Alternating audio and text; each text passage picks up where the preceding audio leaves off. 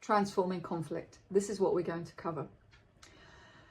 We're going to start by looking at frameworks that are really important if you are approaching your own conflicts or supporting other people in conflict.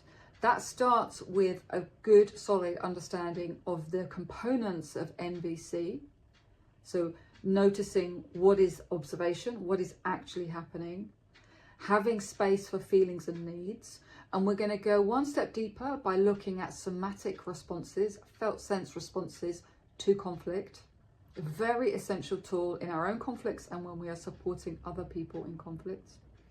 And of course, making requests. So NVC is the really important framework.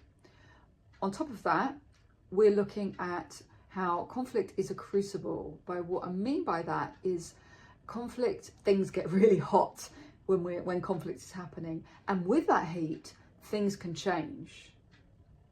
So I'm coming to conflict as a real life-serving force, that there is conflict because things need to change. Things aren't working for everyone. So there is conflict. Conflict is completely understandable and natural. What we need to do is kind of just be with it and hold space for it. And we need support to be able to do that. That's not an easy thing to do because our nervous system gets triggered and it's hard. So we need to notice our nervous system responses, our stress responses. We need to get support, we need to ground, and we need to have a framework to help us move through. So NVC in itself is a framework. So we'll look at these other frameworks and concepts and principles that help us. We will practice listening for meaning. So listening for meaning looks a little bit like listening for feelings and needs, but we are going to add something to that, which is looking for wider information beyond the personal feelings and needs. We're looking for systemic observations, which may hold clues to why this conflict is a conflict. It's not all about feelings and needs. It's very much about feelings and needs, but there's also more information that we need to listen for. So we're going to be doing that practice of listening for meaning.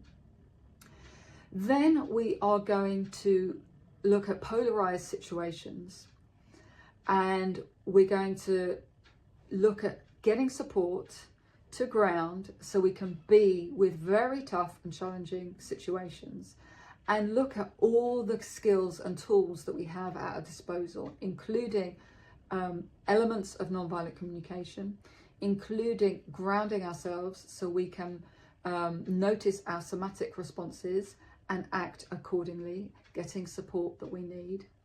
We're going to look at what is the obstacle here, which could be a systemic observation. We're going to look at where is the opening here.